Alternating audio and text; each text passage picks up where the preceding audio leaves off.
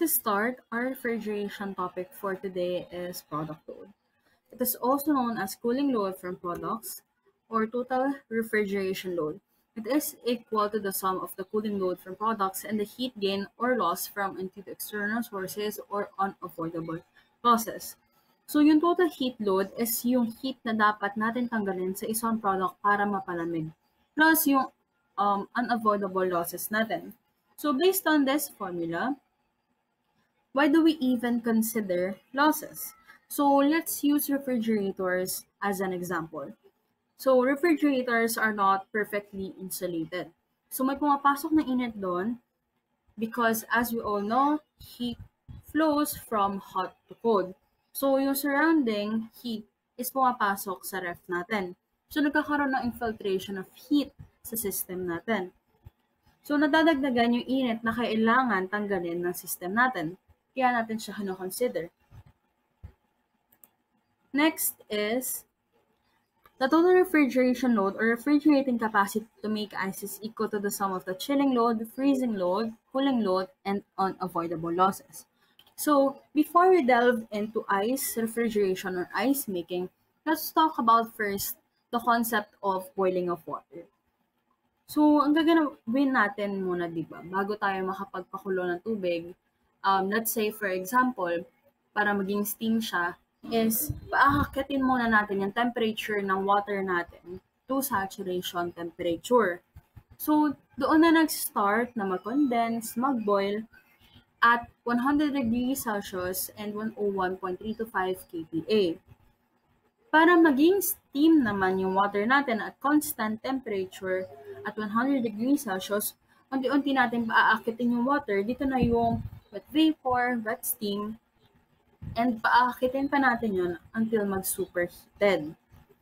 So, bakit ba natin pinag-usapan yun? Dahil yung concept of freezing of water naman natin is kabaliktaran nun. Dahil pinapababa natin yung temperature ng water natin dito sa ice refrigeration or ice making. So, dito sa initial temperature of water natin to freezing temperature, let's say for example, at ang initial temperature natin is 32 degrees Celsius up until to 0 degrees Celsius dahil yun yung freezing temperature niya. So, nagkakaroon tayo ng sensible cooling dahil nagkakaroon tayo ng change in temperature but not in phase dahil parehas pa rin naman silang tubig. But as you can see dito na sa gitna, magkakaroon na tayo ng latent cooling dahil freezing temperature siya, pero nagpalit na siya ng phase. So, yun yung latent cooling natin. Next, from freezing temperature, is bababain natin siya lalo. So, from 0 degrees Celsius to, let's say, negative 20 degrees Celsius, magiging mag-solidify pa siya lalo. Yun yung tinatawag natin sensible cooling. Because again, nagpalit tayo ng temperature but not in phase. And again, meron pa rin tayong losses or kina-consider pa rin natin yung losses. Next is this. So, para ma-compute natin yung total heat load, kailangan natin yung Q1, Q2, Q3, and of course, if nabanggit, yung Q loss natin. First, Q1 natin is sensible heat load to cool down the water to its freezing temperature. So, Q is MC delta T pa rin yan. And yung C1 natin is, ang tinutukoy niya na is specific heat above freezing. And para mag-positive yan, kaya ang ginamit natin is initial temperature minus freezing temperature. Next is latent heat load to convert water to ice. So Q is equals to mass of water or ice multiplied to latent heat of freezing or fusion. And Q3 natin is sensible heat load to cool down the ice before its freezing temperature. So MC delta T pa rin yan. And yung heat na tinutukoy natin dito is specific heat below freezing. And ang ginagamit natin sa change in temperature is freezing temperature minus the final temperature. Again, this is yung mga value ng specific heat above freezing, specific heat below freezing, and latent heat of fusion or freezing. Ayan. And if hindi water yung gagamitin natin, ito pa yung mga iba't ibang value ng iba't ibang products. So that is it for the introduction of product load. Let's now proceed to the computation. A San Miguel Corporation processing plant requires cooling of 120 gallons per minute of water from 15 degrees Celsius to 10 degrees Celsius. Assumes that the cooler heat transfer surface area will enable a 5.5 degrees Celsius differential between the chiller water leaving the cooler and a refrigerant 12 evaporating temperature. Also assume that the condenser heat transfer area will enable 5.5 degrees Celsius differential between the condenser water out and a refrigerant 12 condensing temperature. Water is available for the condensing medium at 29.4 degrees Celsius inlet and a 35 degrees Celsius outlet.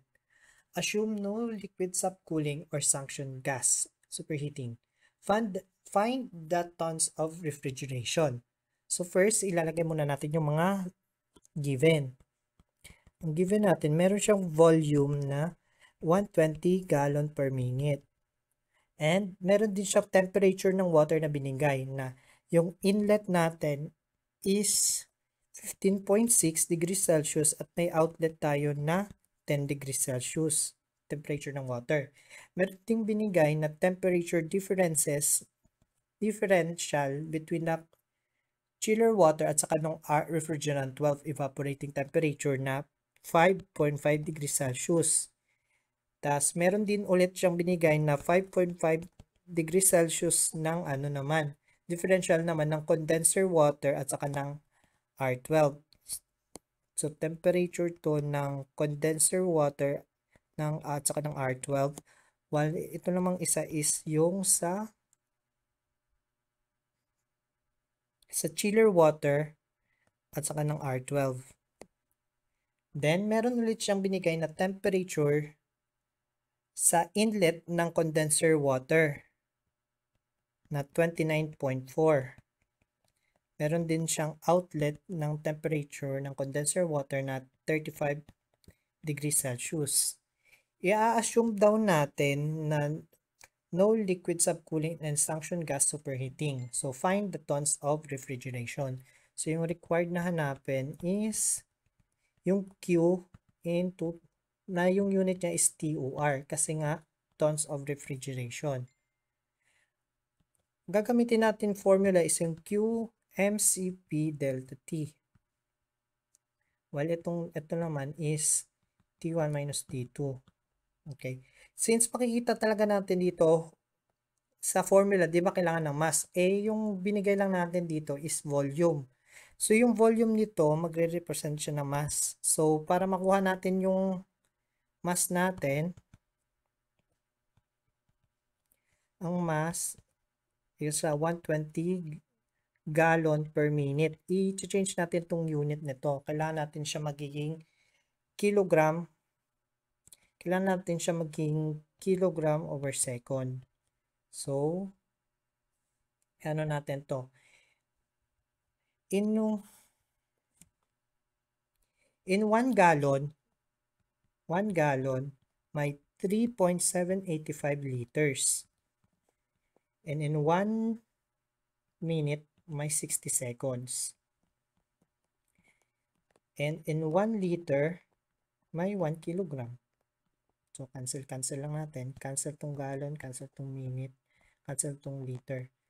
So, pag tinimes na natin siya, so yung mass natin is equals to 7.57 kilogram per second. Yan. So, since may mass na tayo, kaya na natin tong kunin ito na to. So, nilagay. Ang Q is equals to mCp delta T. Ang mass natin na 7.57 kilogram over seconds. Tapos yung CP natin na constant, ang value niya is 4.187 kilojoules over kilogram Kelvin. Tapos yung temperature difference naman ito is yung sa water yung gagamitin natin. So ito. So T1 minus T2. So 15.6 minus 10 degrees Celsius. Hindi na natin siya i-Kelvin since magsisame lang din naman yung answer. So minus na, i-cancel natin kilogram, kilogram, Kelvin, Kelvin. So yung magiging final answer natin is 177.51 kilojoules over second or kilowatts. Yung hinahanap natin is torr. So i-ano pa natin to. In 1 torr, merong 3.517 kilowatts. So, cancel na natin yung kilowatts. Makuha na natin yung final answer. So, yung Q natin or yung refrigeration load, yung load natin is 50.472 TOR or tons of refrigeration.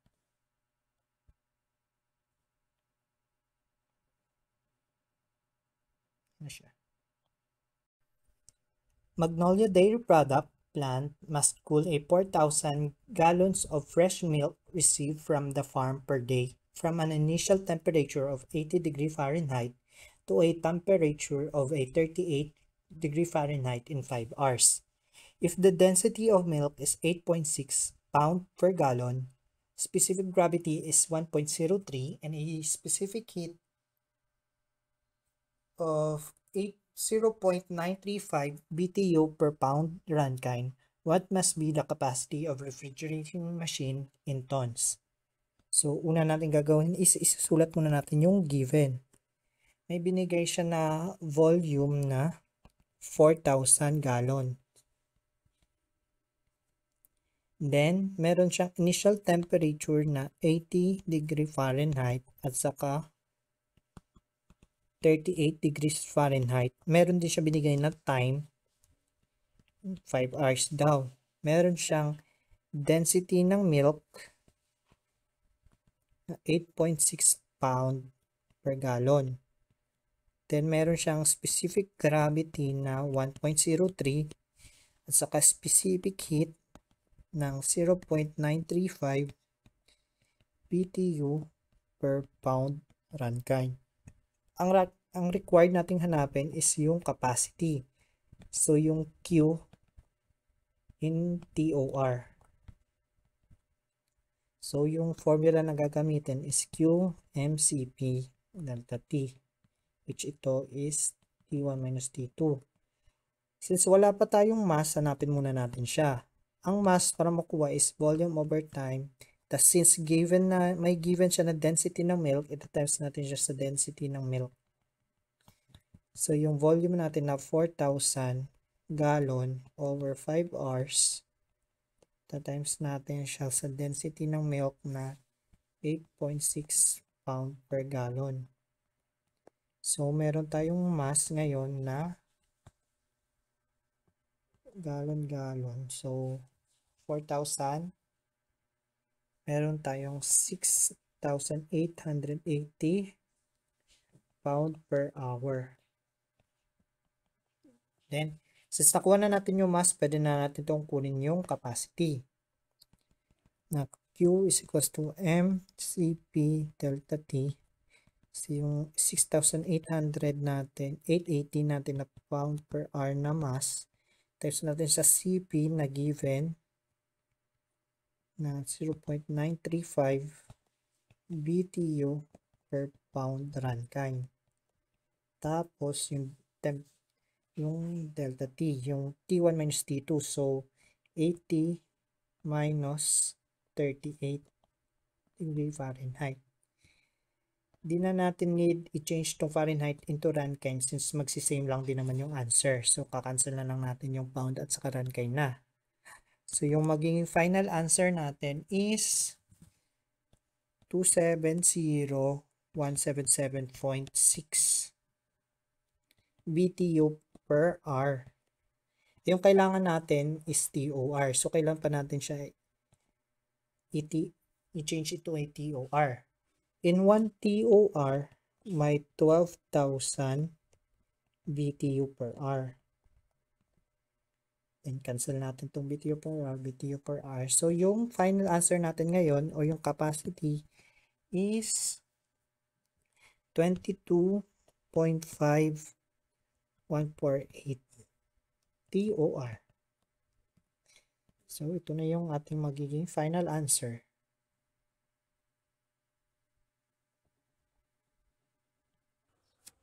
Okay, so number 3 tayo, ano. So, meron tayong formula, di ba? For our product load. Sa total product load natin na Q1 plus Q2 plus Q3. So, yung Q1, heat to cool from initial to freezing temperature. So, ibig sabihin, for example, 30 degrees Celsius. Gagawin mo siyang 0 degrees Celsius. So, ilan yung heat na tinanggal natin or ilan yung heat na para maging 0 degrees Celsius siya. So, iyon yung ating Q1. Okay? Then, yung Q2 natin, heat to freeze. So, ibig sabihin, yung sinabi ko kasi kanina, sensible yun. So, ibig sabihin, makikita natin kung paano magbago yung temperature. Yun, di ba? 30 degrees to 0. Okay, so nakita natin na may difference yung temperature niya. Unlike dito, sa Q2, ito ay tinatawag na latent heat. Or parang Ayan, basta yun. Then, itong heat to freeze, so from 0 degrees, 0 pa din siya. Okay? So, ang kaibahan lang nito is yung phase. Dito, liquid pa siya. Okay? Then dito, naging ice na siya. So, ilan yung heat para maging ice siya. Okay? Then dito naman sa Q3, heat to cool from freezing to final temperature. So, for example, ang kailangan nating temperature or yung final temperature is negative 17 degrees Celsius. So, freeze na siya, di ba? Nasa 0 degrees na siya. So, ilan yung heat para ma-achieve niya tong negative 17 degrees Celsius. Okay? So, dun mabubuo yung ating final product load or yung total product load. Okay? So, dito sa number 3, a cold storage facility receives 500 kilograms of mangoes at 30 degrees Celsius, which need to be cooled down to 5 degrees Celsius before storage. The specific heat capacity of mangoes is 3.6 kilojoules per kilogram Celsius. Then, ang kailangan natin, calculate the product load in kilojoules required to cool the mangoes from 30 degrees to 5 degrees Celsius. Okay, so, sulat muna natin given. Given, meron tayong mass, ito, na 500 kilograms. Then, meron tayong initial temperature na 30 degrees Celsius. Meron din tayong TF or T2 pala kasi hindi naman siya umabot ng freezing. Kasi hanggang 5 degrees Celsius lang. Kung 0 yan, pwede natin gawing TF. Okay? So, 5 degrees Celsius. The specific heat capacity of mangoes is 3.6. Okay, so, yun yung ating C. C1 na. C1 na lang ilagay natin ito kasi nasa libro. Yuks. Okay, so C1, 3.6 kilojoules per kilogram Celsius. So, ang formula natin na gagamitin is Q equal, ito yung gagamitin natin. MC1 plus T1. Dahil hindi nga umabot ng freezing, so hindi natin gagamitin itong TF. Yung T2 lang. Or yung final natin. T1 minus T2. Okay? So, alisin na natin to. So, direct substitution lang. Q equal, mass natin is 500 kilograms. Okay? Then, specific heat natin, 3.6 kilojoules per kilogram Celsius. Okay? then T1 minus T2. Okay, so di mo na kailangan ng gawin siyang absolute temperature or pa-plus pa siya sa 273 para maging Kelvin. Hindi na kasi kailangan natin change in temperature. So same lang. So unnecessary pa siya. So sulat lang natin T1 30 degrees Celsius minus 5 degrees Celsius. So ilabas na natin tong Celsius para wala na diyan sa loob. Then mag-cancel na tayo. So yan, maka-cancel to, maka-cancel to. So ang matitira dito is okay, so calculate natin. Okay, so ang total natin ngayon is 45,000 kilojoules.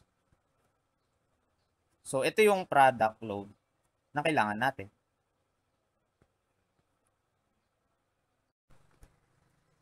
Okay, so next number. A meat processing plant needs to freeze 200 kilograms of pork. Okay, so ito yung mass natin. From an initial temperature of 25 degrees Celsius to a final storage temperature of negative 18 degrees Celsius. So final to, okay? Final temperature. The specific heat capacities are, so sa above freezing, 2.6, sa below freezing, 1.6 kilojoules per kilogram Celsius. Then yung latent heat of freezing is 250 kilojoules per kilogram. Calculate the total product load in kilojoules for freezing the pork. So, final pa din yun. Final product load pa din. So, dito, sa problem na to, kakailanganin na natin tong Q1, Q2, Q3. Kasi, nabanggit na kailangan nating i-freeze yung ating pork into negative 18 degrees Celsius. So, dadaan siya ng freezing. So, gagamitin natin lahat to. Okay? So, una muna natin kukunin ito, then ito, tapos pagpa-plus natin sila. So, yun ang makukuha natin. Yun na yung product load. Okay? So, sulat muna natin yung given. Given. Mass is equal to 200 kilograms. Then, temperature. Wait lang. Freezing temperature kasi is 0, di ba? So, ang T1 muna natin, or yung una, initial, is 25 degrees Celsius. Then, may freezing tayo na 0 degrees Celsius. And then, final temperature natin is negative 18 degrees Celsius. The specific heat capacities are sa above freezing. So, pag above freezing, C1. Okay? So, C1. 2.6. 2.8. 2.8 kilojoules per kilogram Celsius. Then, yung C2 natin, or yung below freezing, 1.6 kilojoules per kilogram Celsius. Okay? Then, yung latent heat of freezing, ito, LP, yan, 250 kilojoules per kilogram. So, ang hinahanap natin yung Q pa din. Ito. Okay. Kaso wala pa tayong mga ganito. So, unahin muna natin tong si Q1. So, find Q1. Q1. So, Q1 is equal to MC1 T1 minus TF. Or yung ating freezing. So, alisin muna natin to. Alis. Ayan. Lipat natin dito. Oops.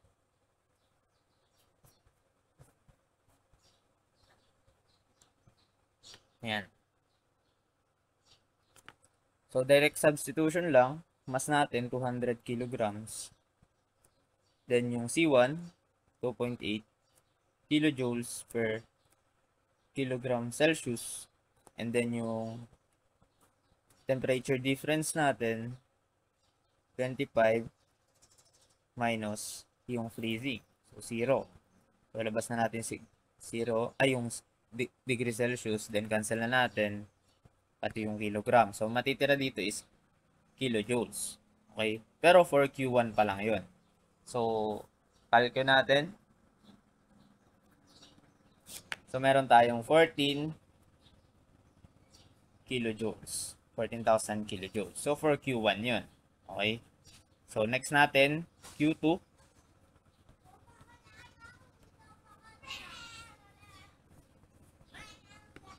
So, for Q2, meron tayong MLP. So, yun lang. So, mas natin, ilan? 200. Then, meron tayong LP, or latent heat of the product. Meron tayong 250 kilojoules per kilogram. Okay? So, compute lang natin. So, 50,000 kilojoules. Then, yung last natin is yung Q3, which is from 0 to negative 18. Para mapunta natin yung 0 degrees to negative 18. So, anong formula? MC2. Okay. MC2. Then, freezing minus doon sa ating final temperature. So, mass. 200 kilograms. Dito may kilograms to ha. Na-cancel lang to kaya natira is kilojoules. So, C2 natin, ilan ulit yung C2? 1.6. 1.6 kilojoules per kilogram Celsius. Then, yung final temperature natin, or freezing pala, yung freezing temperature natin, syempre 0. 0 minus yung ating final temperature, negative 18 degrees Celsius. Negative 18 degrees Celsius. Pero dito na natin siya lagay sa labas para makakancel na natin. Cancel dito. So, calculate ulit natin. So, meron tayong makukuhang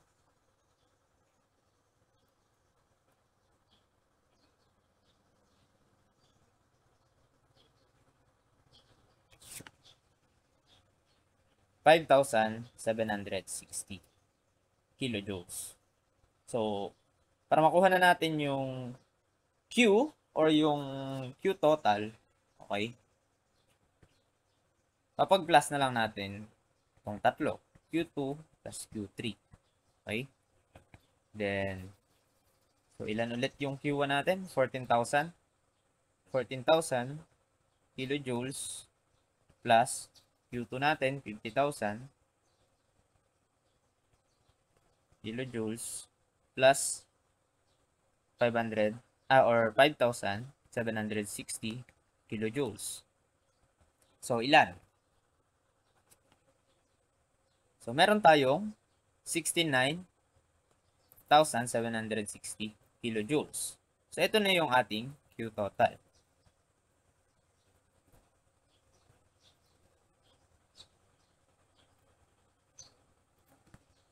Okay, so last number for the product load. Our in cold storage room receives 2 types of product daily. 200 kilograms of soft drinks, okay? 200 of soft drinks arriving at 35 degrees Celsius with a specific heat capacity 4.2 kilojoules per kilogram Celsius. Then 100 kilograms para naman sa dairy products. Nag-arrive daw siya ng 20 degrees Celsius. Meron siyang specific heat capacity na 3.9 kilojoules per kilogram Celsius. Then both products needs to be cooled to a common storage temperature of 4 degrees Celsius. So ito yung ating final temperature, ano? Then, due to frequent door openings and heat gain through poor insulation, an additional 12% of the total calculated product load is considered for infiltration and other losses. So, ibig sabihin, kung 12% na to, so parang ito yung naging losses natin. Or ito yung parang unnecessary heat na pumasok sa ating ref. So, wala ito yung ref. So, syempre binubuksan natin yan, di ba? So, ito daw yung parang inassume nila na percentage ng losses. Kasama na dun yung for insulation, and then yung frequent door openings, and yung iba pa. Okay, so 12% daw ng total calculated product load. So, kailangan muna natin makuha yung product load, then, yung 12% niya. Yun yung ating losses. Okay? So, calculate daw muna yung total product load in BTU. So, hindi na siya kilojoule. So, mamaya, kailangan natin magkaroon ng conversions. So, lagay na natin yung given. So, sa given, meron tayong mass ng soft drinks. So, lalagay natin, wait lang, mass SD. Pag SD, soft drinks yan. Okay, so 200 kilograms. Okay, then, meron tayong mass din ng dairy products. Yan, 100 kilograms. So, sa temperature ng SD, so, 1. Ayan, SD1 na lang nilagay natin. SD1, 35 degrees Celsius. Then, T dairy product, 1 din. Meron naman tayong 20 degrees Celsius. With the specific heat capacity. Ayan. So, yung specific heat capacity ng 1 natin, or nung SD pala. So, lalagay natin C1. CSD1. Yan na lang. So, ibig sabihin, ano yan ha? Specific heat ng soft drinks. Okay? 4.2 kilojoules per kilogram Celsius. Then, CDP1, ilan to? 3.9 kilojoules per kilogram Celsius. Okay? Then, both products need to be cooled to a common storage temperature of 4 degrees Celsius. So, kailangan natin ng final temperature. T2 na ilan? 4 degrees. 4 degrees Celsius. So, hindi siya abot dito sa freezing. So, ito lang gagamitin natin dyan ngayon, yung Q1. Okay? So, meron daw tayong 12%. So, lagay natin infiltration. Infiltration na 12%. So, natin dito, hindi na magkasya. 12% yun. Ano ba yan?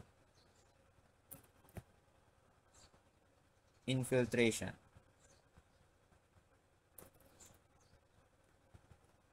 %. Ng product load yan, ha? Okay? So, sulat na natin yung formula. Q1. So, dalawa nga pala yung hanapin natin, ano? Isa for soft drinks, isa for dairy product. So, ang Q na ano natin, base natin, ang base na lang natin tawagin. So, yung total ng ano yan ng soft drinks tsaka ng dairy products. So, Q soft drinks plus Q ng dairy products. Okay? So, sa Q ng soft drinks, para makuha natin yan, so, dito lang naman tayo, di ba? Sa dito. So, eto muna, then, eto, tas eto, then eto. Okay? So, ganun lang siya kasimple. M C1 tas yung T1 minus T2. So, ayan na yon. So, yung M dito sa SD is 200 kilograms. Then, dito, C1, SD din. Meron tayong 4.2 kilojoules per kilogram Celsius.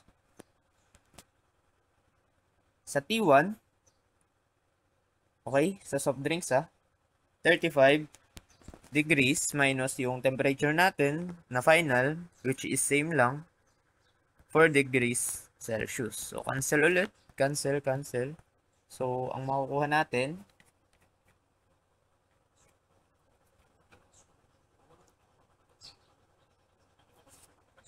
26,040 kilojoules. So, ito yung for product load nung sa may soft drinks. Okay? Then, kunin naman natin yung sa dairy product. MC1 T1 minus T2. Okay, so sa dairy product, mass natin is 100 kilograms. Then, C1 natin for dairy product, 3.9. Ito, 3.9 kilojoules per kilogram Celsius. Then, sa T1, ang dairy product is 20, tas 4 lang din, degree Celsius, tas cancel na natin, kilogram. So, calculate lang natin. So, ilan?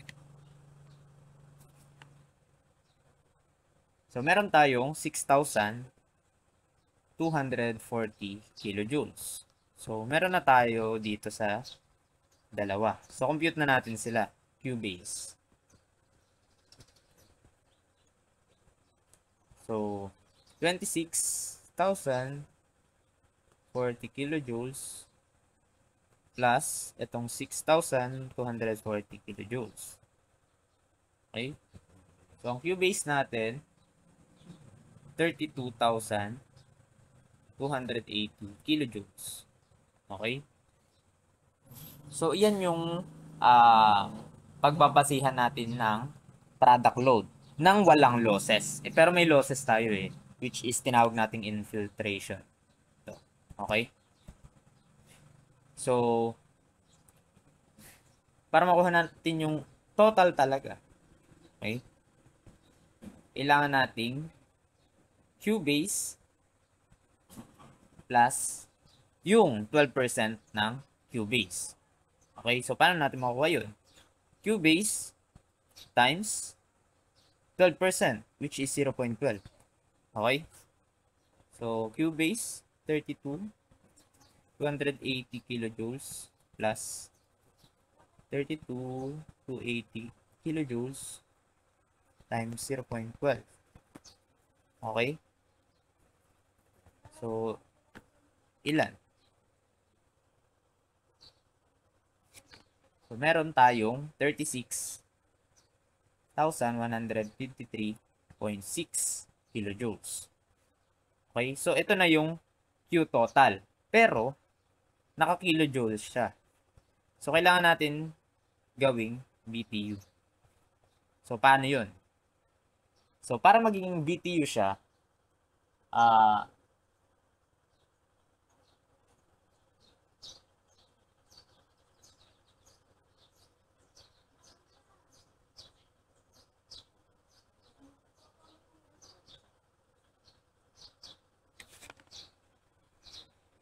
so, para maging BTU siya, meron tayong two ways. Okay? So, 1 kilojoules kasi, okay, is equal to 0.9478 BTU. 1 BTU equal siya sa 1.05506 kilojoules. So, kahit ano na sa inyo dyan. So, basta makancel to. So, dapat nasa taas si BTU. Okay? 1 BTU, ito na yung gamitin natin, and 1.05506. So, kung ilan yung makukuha natin, yun na yung final answer. Okay, so ito na yung gamitin natin. Okay, ulit. 1 BTU all over by 1.05506 kilojoules. So, calculate lang natin. So, meron tayong 34 1,266.8663 BTU. So, ito na yung ating total product load.